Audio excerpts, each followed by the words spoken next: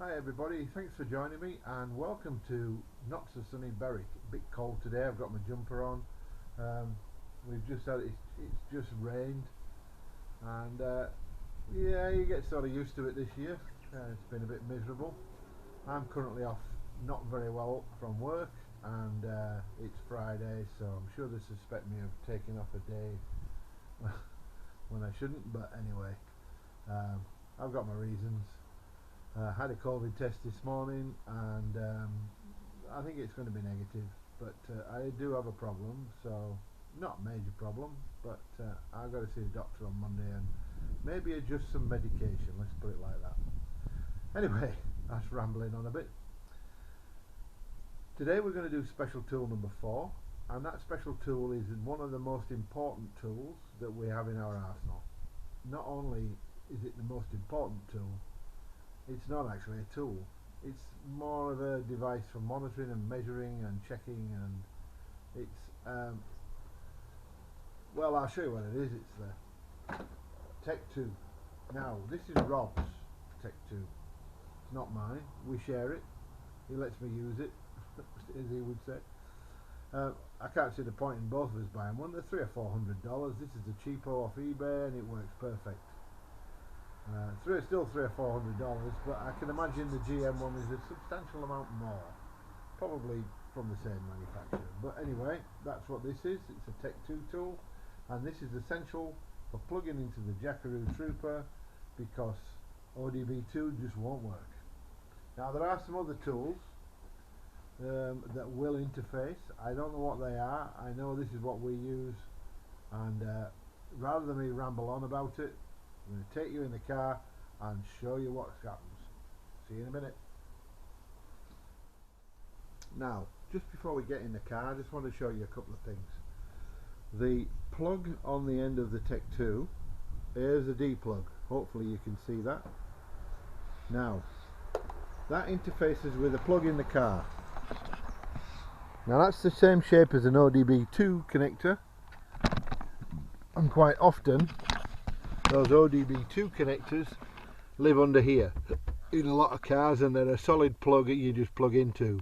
In the Jackaroo, it's in here, and there's mine right there.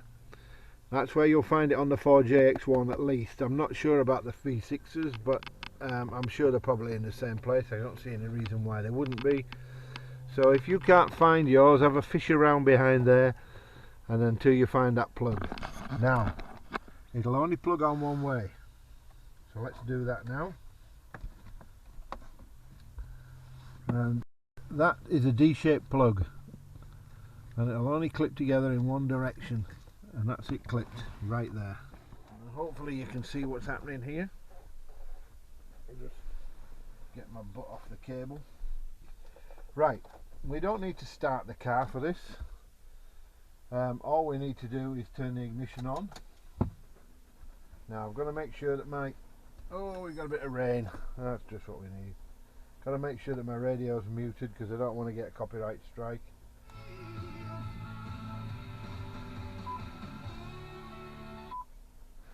Okay, there we go, one muted radio.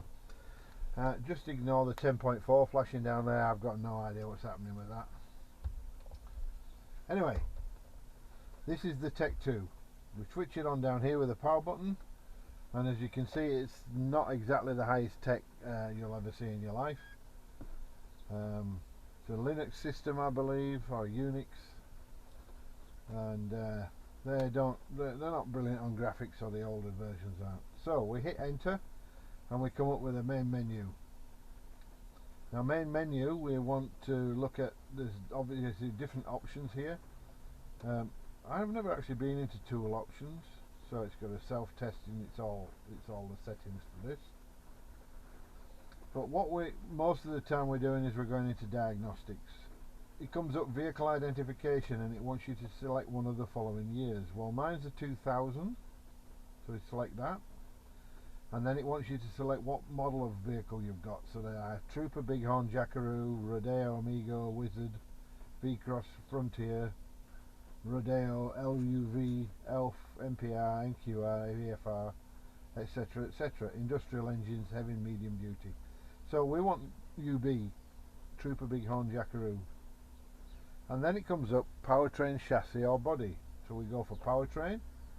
Now at this point here, you can pick one of the V6 engines. You can go with the 4JX1, the 4L30E gearbox transmission, and the Aisin Warner 3040 LE, which is what I've got, which you can select that as well.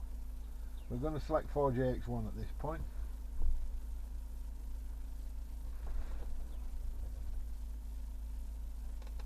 Alright, so it says turn off on ignition. Well, I've already done that, so we can confirm that. And then you'll get a part number, a broadcast code and an identifier. Now that comes, I believe, from the ECU. Okay, so it's gone in. I'll go back. It's next door. Right, so you've got diagnostic trouble codes, which you can look at the DTCs for your car. If you get an check engine light come on, you should get a DTC code. You can view them here. Yeah, it says read DTC info by priority. You click that and it says waiting for data. No diagnostic trouble code stored.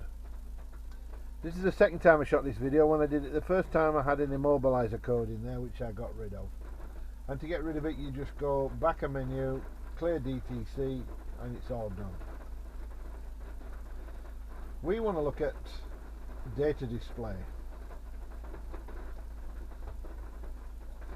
And there's the data display right there. So, got some hailstones. That's interesting. Anyway, so you can see battery voltage, you can see ignition status, you can see the pedal position sensors and all this sort of thing. These, you can scroll down through these and there's more below. There's everything you can think of has to do with the engine, coolant temperature, rail oil pressure, AC information switch, also EGR, idle speeds, all types of things like that. A word of warning, if you were to start the engine at this point, and I will do that to show you, that you'll notice the radio went off, like I showed you. Power disconnected. Continuing on battery. Like I showed you in the previous video about auxiliary batteries, the power shuts off. So it shuts off on this too, and it goes back into the main screen if you do that. But there is a power supply, and if you connect the power supply, it connects to the battery. It will keep this on when you start the engine. Okay, so it gives you the separate power supply. So let's get ourselves back. Now the difference between running this with the ignition on and running this with the engine running is you get live data. And if we wait and see, and we'll get past this code. Now, data display, we're going to live data when it catches up. So you can see here the manifold absolute pressure is flickering around 97, 98, 99. So you've got rail oil pressure 4.1, and it says desired rail oil pressure is 4 MPa. So that is real time. It's giving you, as the engine's running, you get information back. And you can do the same thing with the transmission if you want.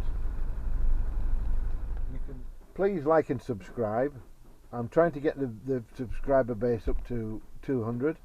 It's creeping up. 147 we're on now. It's slowly going up as people discover the channel and any uses for it. So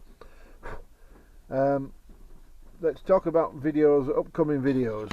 So let me just bring you around so you can see. Upcoming videos. I had a couple of really good ideas and they've just gone out of my head. I'll think of them again. But one thing that I do need to do is I need to look at the suspension on the car. Thank you very much for watching. I hope to see you out there. Goodbye.